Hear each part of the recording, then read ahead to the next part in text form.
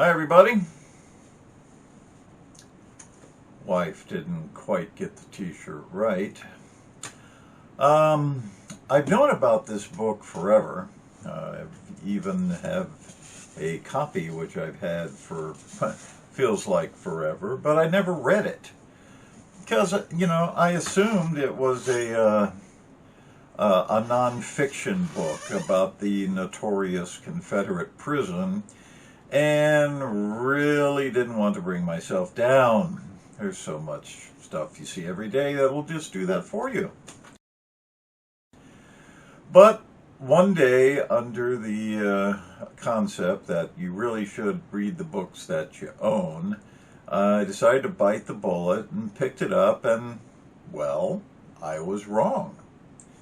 This is fiction, and it is compelling and absorbing, all 768 pages of it. I wish I'd read it earlier.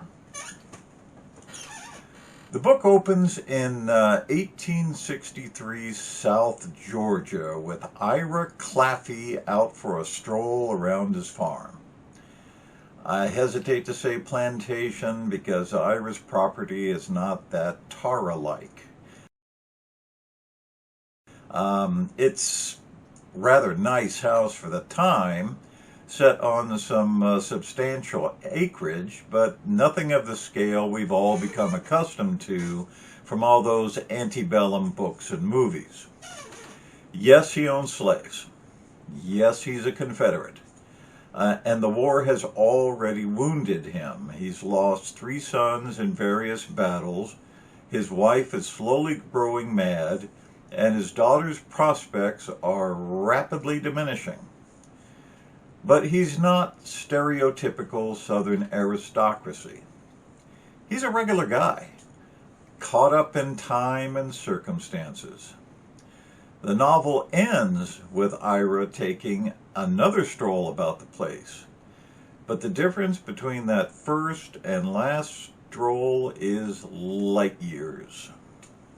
Because on that first stroll, Claffey encounters a group of Confederate soldiers surveying the abandoned properties around him for the installation of a new Confederate prison to hold Union prisoners of war. Apparently, the Union Army is getting a little close to existing prisons, and the Confederates need to move their populations to a far more inaccessible area, like right next door to Claffey.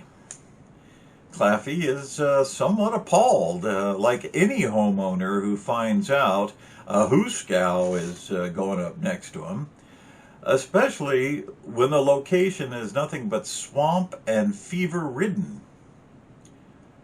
What follows is nightmare.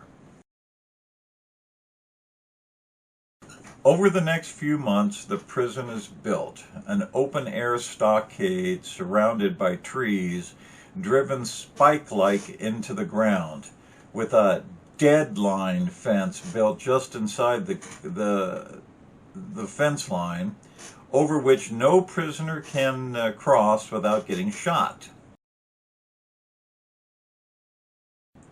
There is one rancid creek flowing through the interior, which serves as the only source of water, both drinking and bathing and sewer.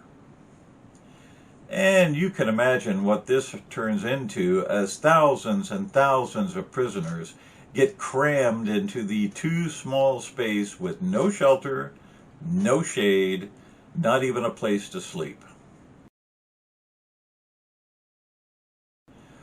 The guards are Confederate Army rejects, too old, too feeble, or too young to fight, and they feel the only way they can prove their manhood is by shooting wayward prisoners, which they do with great enthusiasm.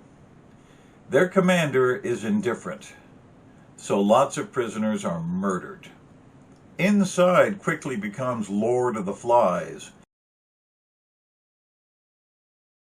with the tougher prisoners, called raiders, attacking new arrivals the moment they enter the gates, stripping them of everything from clothes to sewing needles, until the rest of the camp decides enough is enough and hang the raiders after an impromptu trial,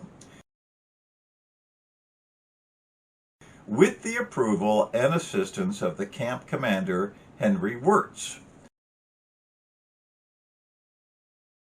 who supplies the wood for the gallows.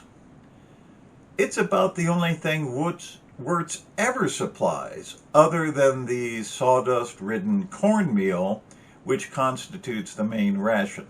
This is an American concentration camp, rivaled only by the equally and sometimes worse imprisonments of the various Indian tribes. Why the Confederacy allowed this horror show to continue right through the end of the war is further proof of its immorality. Thank God they lost. The novel is written from several different viewpoints, from Claffey to the camp doctor Elkins, to the hapless Wirtz and the execrable General Winder. It is in between are dozens more stories of prisoners and guards and locals. Some of these people are good, some indifferent, a lot just downright evil. Some of them will surprise you, such as Coral Tebbs, the son of the local prostitute, who comes off bitter and vengeful after losing a foot during Gettysburg, but then turns into a hero. Cantor is a lyricist, and this is one long poem of depravity and death and cruelty, scenes of murder and neglect, then love and compassion, written in a very modern style. Indeed, this novel treats sexual and social mores with a surprising amount of directness for a 1950s book. You'd think it'd be banned in Boston.